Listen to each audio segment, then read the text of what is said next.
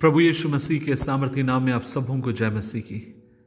आज के मनन का भाग हमने लिया है मत्ती रचित सुसमाचार अध्याय 14 उसकी 23वीं आयत। Book of Matthew chapter 14 verse 23 लिखा है, उन्हें विदा करने के बाद वह अकेले एक पहाड़ पर प्रार्थना करने के लिए चला गया और जब शाम हुई तो वह वहां अकेला था।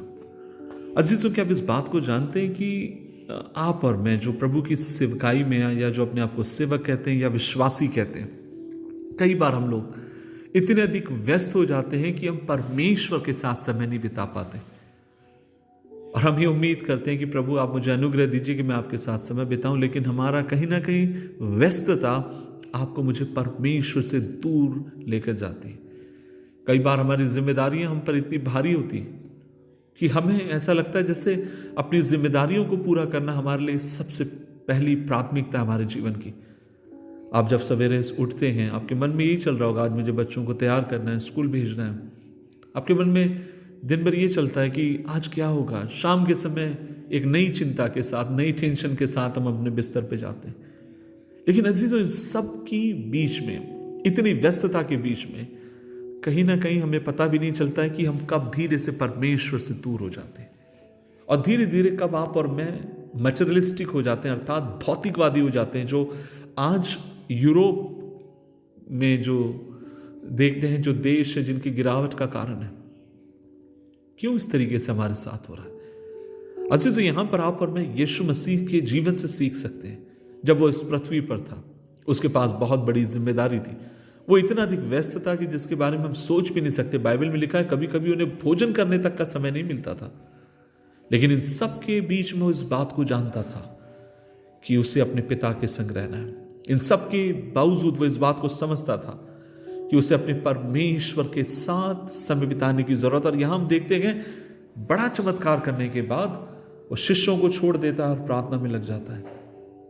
अजीजों, जब आप और मैं परमेश्वर के साथ समय बिताने में असफल हो जाते हैं तो याद रखिए, धीरे धीरे कहीं ना कहीं हमारी सेवकाई में और हमारे रोजमर्रा की जिंदगी में जितना प्रभावशाली हमें होना चाहिए, आप और मैं प्रभावहीन होते चले जाते हैं।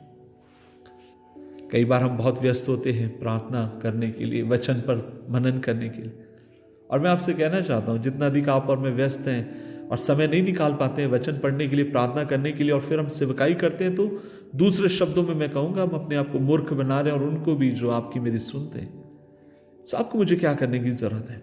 इन सब के बीच में परमेश्वर से आपको मुझे ऐसी तौफीक मांगने की जरूरत है कि आप और मैं उसके संग समय बिताने वाले हो जाएं। कितने आप व्यस्त हैं? मैं कई बार कितना अधिक व्यस्त रहता हूं, लेकिन मैं आपसे कहना चाहता हूं, इन सब के बीच में यह आपकी मेरी व्यस्तता आपको मुझे परमेश्वर से दूर न लेकर जाए। आपका मेरा व्यक्तिगत संबंध जो परमेश्वर के साथ है, उस व्यस्तता से प्रभावित न होने पाए। परमेश्वर आपको मुझे अनुग्रह दे कि हम लगातार उसकी उपस्थिति में बने रहें, लगातार उसे हम खोजने वाले हों।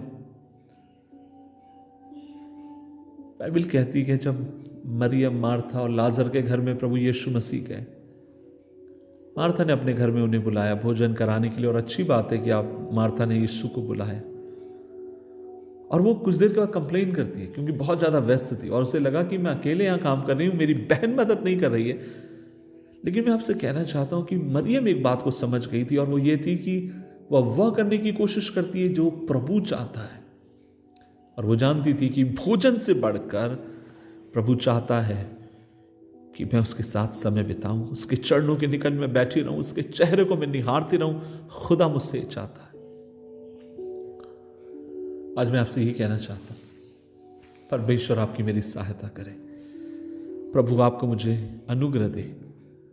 मार्था यीशु के पास जाती और कहती होगी कि प्रभु प्रभु तू देख रहा है मैं यहाँ कितनी परेशान हूँ, चिंतित हूँ, मेरी बहन मुझे छोड़कर वहां बैठी हो। तब प्रभु कहते हैं कि मार्था मार्था, तूने बहुत बातों में अपने आप को व्यस्त कर रखा है, लेकिन जिस बात को मरियम ने चुना है, उस बात को जीवन में कोई भी उससे अलग नहीं कर सकता। उसने क्या चुना? प्रभु की संगति। उसने क्या चुने? प्रभु के चरण। उसने क्या चुना? वचन जो प्रभु यीशु मसीह था, उसको बैठकर वो सुनती है खुदा की उपस्थिति में। आज मेरी प्रभु से ही इल्तिजा है, मेरी प्रभु से ही प्रार्थना है कि वो आपको मुझे अनुग्रह दे। जब मैं आपको प्रचार करूं, प्रभु मुझे अनुग्रह दे कि मैं आपको हर दिन जब संदेश प्रचार करता हूं, प्रभु मेरी सहायता करे कि प्रभु मैं और अधिक प्रभु की उपस्थिति में बैठने वाला हो जाऊं, और अधिक उसके चेहरे को खोजने वाला हो जाऊं, ताकि हर बात के द्वारा अपने प्रभु के नाम को ऊंचा कर सके। आइए दुआ करें। प्रभु जी हम धन्यवाद देते हैं इस दिन के लिए, समय के लिए। प्रभु जी हमें अनुग्रह दे कि इन सारी व्यस्तताओं के बीच में भी हम तुझ पे भरोसा रखें, तुझसे लिपटे रहें, तेरे पीछे चलने वाले हों। कृपा दे प्रभु जी, हमें तेरे चरणों के निकट रहना तू हमें सिखा। यीशु मसीह के नाम से मांगते हैं, आमीन आमीन आमीन।